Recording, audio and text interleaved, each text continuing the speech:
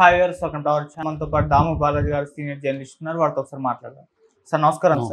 Sir Bharat కి పాక్ కి 36 గంటల్లో యుద్ధం రాబోతుందని చెప్పేసి పాకిస్తాన్ అయితే అంటుంది సార్. మరి నిన్న మోదీ గారు కూడా ముగ్గురు మిలిటరీ చీఫ్లతో కూడా మీటింగ్ ఏర్పాటు చేసుకున్నారు. మరి యుద్ధం ఏమన్నా వచ్చే ఛాన్స్ ఉందా? ఎటువంటి యుద్ధం రాబోతుంది? మరి దీన్ని పాకిస్తాన్ ఏ విధంగా ఎదుర్కొంటుంది సార్? మనకి పహల్గాం దాడి జరిగి దాదాపు వారం పైన అయింది. ఇప్పుడు నిన్న వేగంగా కదిలినాయి.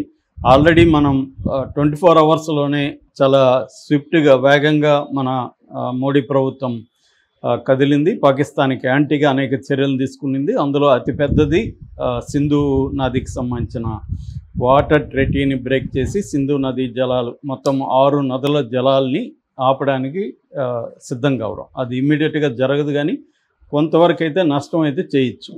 సో ఇప్పుడు నిన్న అనేక పరిణామాలు నిన్న చోటు చేసుకున్నాయి. అందులో ప్రధానమైనది ఏంటంటే మోడీ డిఫెన్స్ సంబంధించిన అన్ని హై లెవెల్ కమిటీ మీటింగ్ జరిగింది. మోడీ వాళ్ళ ఇంట్లోనే ఇది జరిగింది. సో దీంట్లో ఎవరెవరు పాల్గొన్నారంటే డిఫెన్స్ మినిస్టర్ రాజ్నాథ్ సింగ్, తర్వాత national security advisor Ajit Doval, తర్వాత chief of defence staff general Anil Chauhan, తర్వాత ఆర్మీ జనరల్. మనకి ఏంటంటే డిఫెన్స్లో 3 ఉంటాయి: army, navy and air force. So army chief general Upendra Dwivedi, navy chief admiral Dinesh Tripathi and air force chief air marshal AP Singh, వీళ్ళు ప్రధానంగా దాంట్లో ఇదయ్యారు. ఆ మీటింగ్ని వీడియో తీసిన పద్ధతి కూడా చూస్తే వైడ్ షాట్లే కాకుండా ప్రతి ఒక్కరిని కూడా క్లోజ్ షాట్లు కూడా, అంటే ఎవరెవరు దీంట్లో పాల్గొంటున్నారు అనేది డీటెయిల్గా కూడా చూపించాలన్న ఇది కనిపిస్తుంది. సో ఆ మీటింగ్ జరిగింది. ఈ మీటింగ్లో ప్రధానంగా ఏమేమి చర్చించారు ఏంటనేది బయటికి రివీల్ చేయలేదు, కానీ ఒక విషయం అయితే రివీల్ చేశారు. అదేంటంటే మోడీ అన్నాడని చెప్తున్నారు. అదేంటంటే కంప్లీట్గా ఫెయిత్ అండ్ కాన్ఫిడెన్స్ నాకు మన డిఫెన్స్ ఫోర్సెస్లో ఉన్నాయి, అట్లాగే కంప్లీట్ ఆపరేషనల్ ఫ్రీడమ్ ఇస్తున్నాను. అంటే ఎలా స్ట్రైక్ చేయాలి అంటే mode of the strike, target of the strike, timing of the strike, ఈ 3. అంటే ఏ పద్ధతిలో స్ట్రైక్ చేయాలి అంటే ఎయిర్ వైపు నుంచి చేయాలా, లేకపోతే గ్రౌండ్లో బ్యాటిల్ స్టార్ట్ చేయాలా, లేకపోతే అరేబియన్ సీలో మన షిప్లు ఆల్రెడీ మొన్న ఐఎన్ఎస్ విక్రాంత్ కూడా మన విన్యాసాలు చేశారు. సో అక్కడ చేయాలా, ఏ పద్ధతిలో చేయాలి అనేది ఒకటి. రెండవది ఏ టార్గెట్ని కొట్టాలి అనేది రెండవది. మూడవది టైమింగ్స్ ఎప్పుడు చేయాలి. ఈ 3 విషయాల్లో కూడా కంప్లీట్గా మిలిటరీకే నేను అప్పగిస్తున్నాను, కంప్లీట్ ఫ్రీడమ్ ఇస్తున్నాను అనేది మోడీ చెప్పేశారు. సో ఇది అత్యంత కీలకమైంది. ఇక రెండవది, నిన్న అనేక మీటింగ్స్ జరిగాయి. ఒకటి ఆర్ఎస్ఎస్ చీఫ్ మోహన్ భగత్ మోడీని కలిశాడు. ఆ తర్వాత సిసిఎస్ మీటింగ్ జరిగింది, అంటే cabinet committee on security meeting జరిగింది. తర్వాత వార్ క్యాబినెట్ మీటింగ్ జరిగింది, అంటే అత్యవసరంగా వార్ వస్తే మన దేశంలో ఎట్లాంటి పరిస్థితులు ఉంటాయి ఇవన్నీ జరిగాయి. ఆ తర్వాత అమిత్ షా వెళ్ళి మోడీని కలిశాడు. అమిత్ షా ఎందుకు కలిశాడు? అమిత్ షా హోంమంత్రి కాబట్టి పాకిస్తాన్తో వార్ వచ్చినప్పుడు ఇంటర్నల్గా పరిస్థితులు ఎలా ఉంటాయి, ఇంటర్నల్ భద్రతల పరిస్థితి ఏంటి, అవి జరిగాయి. తర్వాత పార్లమెంట్ కమిటీ ఒకవేళ పార్లమెంట్ని అత్యవసరంగా సమావేశపరచాలంటే ఏం చేయాలనే దాని మీద కూడా చర్చించారు. ఎందుకంటే యుద్ధం తీవ్రత పెరిగే కొద్దీ పార్లమెంట్ను కూడా కాన్ఫిడెన్స్లోకి తీసుకోవాల్సి ఉంటుంది. పార్లమెంటు కూడా తీర్మానం చేసే అవకాశం ఉంది. అంటే ఈసారి మోడీ ఏంటంటే యూనిలేటరల్ డిసిషన్ కాకుండా మన యుద్ధం అనేది దాని రిపర్కషన్స్ ఒకసారి స్టార్ట్ చేస్తే లాంగ్ టర్మ్ 1 year 2 years కూడా యుద్ధం చేయాల్సి రావచ్చు. సో దాని రిపర్కషన్స్ ఎలా ఉంటాయి అనేది మొత్తం ప్రతిపక్షాలకు ఆమోదం కావచ్చు, మొత్తం దేశం ఏకతాటి మీద నిలవకపోతే చాలా ప్రాబ్లమ్స్ అవుతాయి. అందువల్ల ఇంటర్నల్గా అన్ని రకాలుగా చూసుకోవడానికి మోడీ ప్రభుత్వం ప్రయత్నిస్తుంది. అట్లాగే నిన్న హోమ్ సెక్రటరీ అనేక పారామిలిటరీ ఫోర్సెస్ గురించి నేను ఆల్రెడీ చెప్పాను. మనకేంటంటే రెగ్యులర్ ఆర్మీ ఉంటుంది, రిజర్వ్డ్ ఆర్మీ ఉంటుంది, పారామిలిటరీ ఫోర్సెస్ ఉంటాయి. మనకి దాదాపు 25 లక్షల పారామిలిటరీ బలగాలు ఉన్నాయన్నమాట.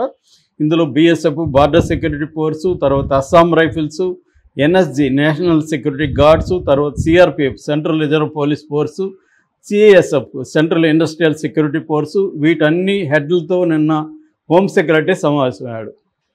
సో ఇలాగా అంటే మనకు అర్థమయ్యేది ఏమంటే ఈ ప్రిపరేషన్ అంతా చూస్తే ఖచ్చితంగా 24 గంటల నుంచి 36 గంటల లోపు అటాక్ అయితే జరిగే అవకాశం ఉంది. అందుకనే పాకిస్తాన్ మంత్రి కూడా రెవెన్యూ మంత్రి అతాపూర్ తరార్ అనే ఒక ఇన్ఫర్మేషన్ మంత్రి, పాకిస్తాన్ ఇన్ఫర్మేషన్ శాఖ మంత్రి అనౌన్స్ చేశాడు. అదేంటంటే ఇండియా 24 గంటల నుంచి 36 గంటల లోపల మన దేశం మీదకి అటాక్ చేయబోతుంది, మనందరూ రెడీగా ఉండాలని అక్కడ కూడా చేశారు.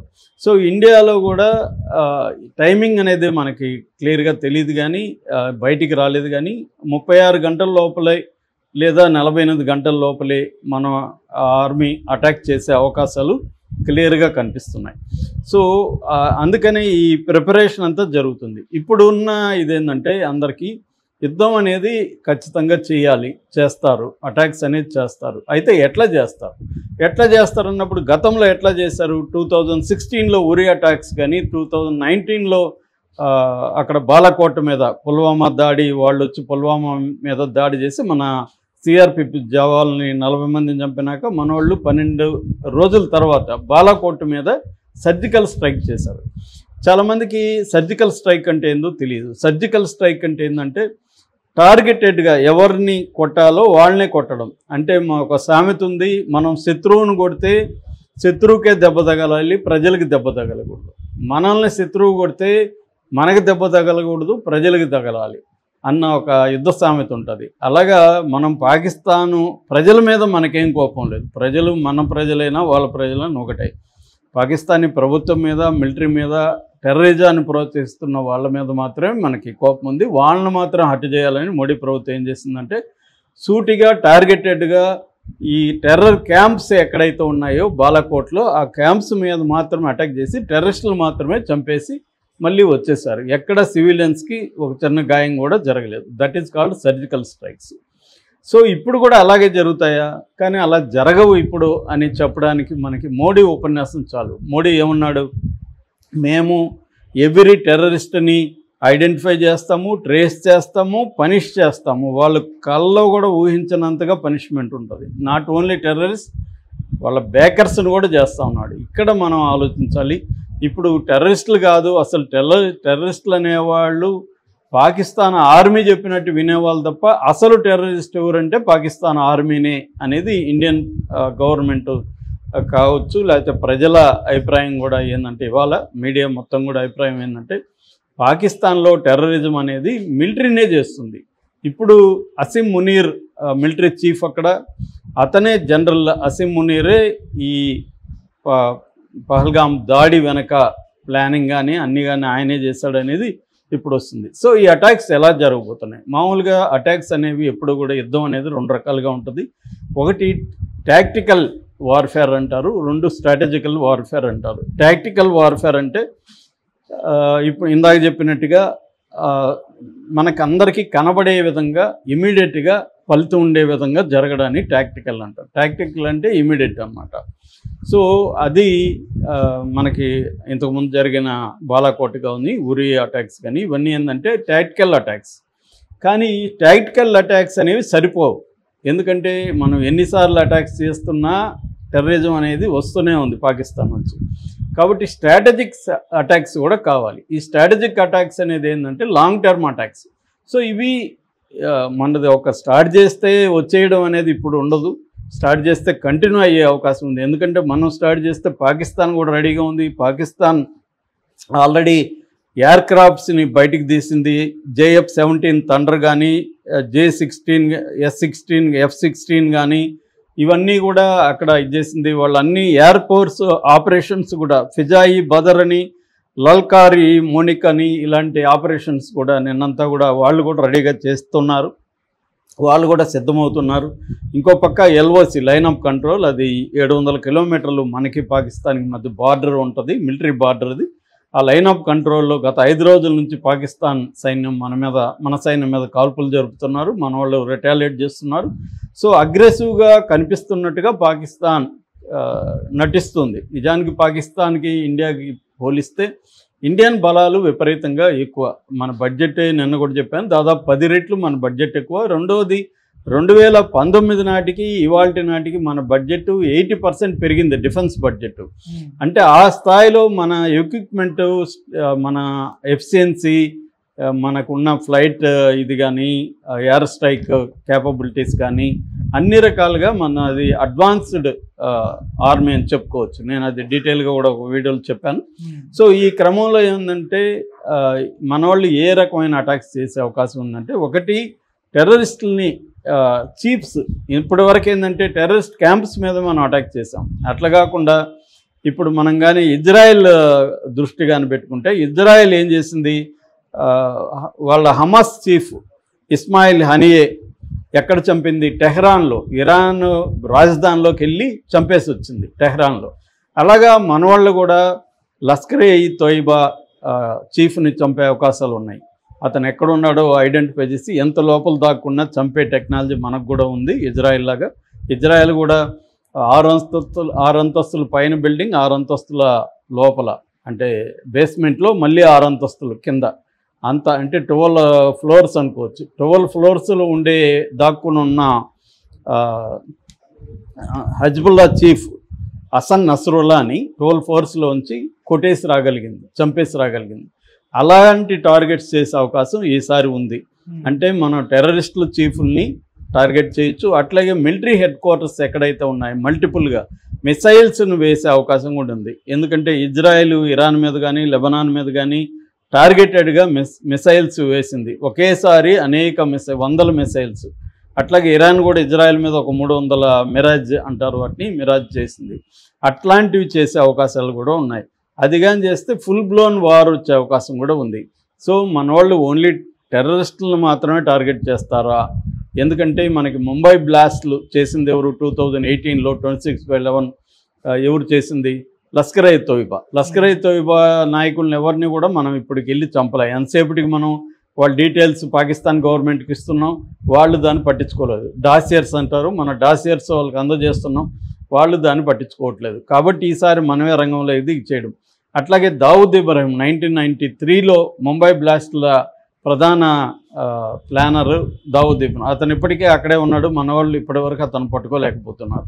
సో ఇలాంటి టార్గెట్స్ కొన్ని ఉన్నాయి. అలాంటి టార్గెట్స్ని అటాక్ చేసి టెర్రరిస్టుల నాయకులు ఎవరైతే ఉన్నారో, లీడర్స్ ఎవరైతే ఉన్నారో వాళ్ళని అటాక్ చేయడం. సో ఇది ఫస్ట్ ఇదిగా కనిపిస్తుంది ఈసారి. ఎందుకంటే ఆల్ అవుట్ వార్ అనేది మనం చేసే అవకాశం లేదు. మనం చేస్తే మనకి నెగిటివ్గా ఇంటర్నేషనల్ కమ్యూనిటీ కూడా ఇచ్చేస్తుంది. ఒకటి. 2, పాకిస్తాన్ దగ్గర న్యూక్లియర్ వెపన్స్ ఉన్నాయి కాబట్టి నిజానికి మనకంటే ఎక్కువ వాళ్ళ దగ్గర ఉన్నాయంటున్నారు. రెండోది వాళ్ళు ఫస్ట్ యూజ్ పాలసీ కూడా వాళ్ళకు ఉంది, మొదట కూడా వాళ్ళు వేయచ్చు. కాబట్టి ఆల్ అవుట్ వార్ జరిగే అవకాశం లేదు. కానీ ఎయిర్ స్ట్రైక్ జరగచ్చు, ఈ సర్జికల్ స్ట్రైక్ జరగచ్చు, నేను చెప్పినట్టుగా టార్గెటెడ్గా లీడర్స్ని చంపే అవకాశం ఉంది.